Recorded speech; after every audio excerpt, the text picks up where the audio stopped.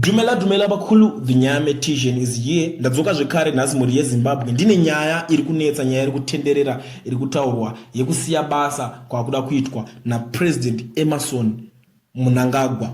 So inini Vinyame Tijen ndangoya panapa kuti timbotraya kuonesana zvinhu maonero atinozviitawo nemanzwiro atinenge tazviita. So panapa ivo President Emmerson Mnangagwa vari kuda kuti our constitution clearly stipulates that every 5 years we go to Congress. We did our Congress about 5 years ago, and when we do that, we elect a president. I did my 5-year term, and we went to a Congress, and you elected me again. Now I'm doing my last 5 years, and it's towards the end of the term. I will go and rest. We will go to Congress to look for someone else who will lead the party the way I'm doing. Nyaya iri kutika panapa. So President Mnangagwa vakabuda vachitaura vakati right chinoitika chekuti isusu muZANU-PF zvatinoita tinoti tikabudikira panoitwa inonzi Congress, taita Congress madoma mutungamiriri muda kuti aiti.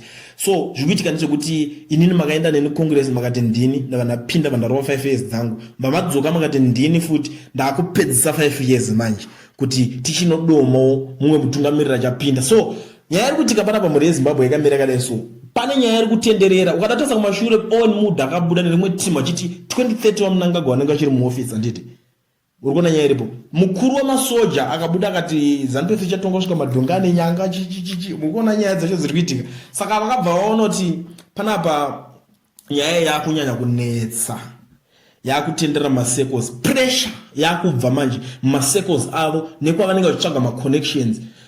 Saka vanosara vasina option yekuti vangobuda, vanozongobuda vachingoti aiwa isusu inini am a law abiding president, ndinototedzera mutemo ndichatobva because anonga imi hamusi kutedzera mutemo, aiwa tikutedzera mutemo, inini ndakaenda Congress tikazodii tikadii inini ndakutonga ndakupedza ndakuda kutosiya. Why zvinhu zvakadaro zvichiitika akuzomanya kuti inini am a law abiding president, zvangu nguva dzangu yakutokwana yekuti nditosiya.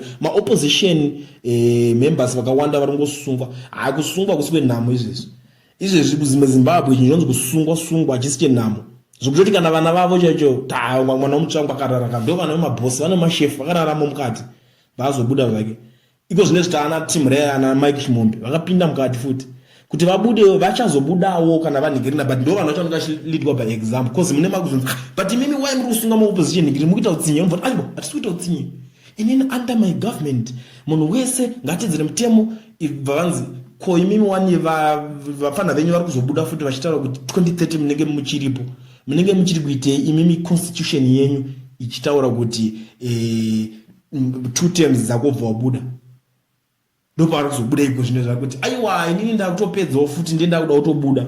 But ini chandiri kuona iskill rekubhilivhisana because zvekuti vanogona kurambira varipo something yogona kuitika, but vakutoavoida vanhu kuti vamire kuplana because vakatanga kutaura kuti 2030 ndendichiripo izvezvo vanhu vanotanga kutsvaga plan B. Saka toita sei kuti tibvise murume uyu, toita sei kuti murume uyu abve chinchi, even kana vamwe vanenge vachitsvaga maconnections vadadzokera kana mucommonwealth, zvinhu zvakawanda zvinenge zvichidiwa ipapo. Saka kuti vakaramba vachitaura izvozvo vanenge kuti guys ngatichichinja matauriro atinoita language yedu, inini ndakushibuda ndega manje these guys vari kubuda musaka but inini ndakushibuda ndega pachena ndichitaura kuti ndapadhuze kunozorora. Hai skillful regeza timboona kuti anosiya here chigaro chacho.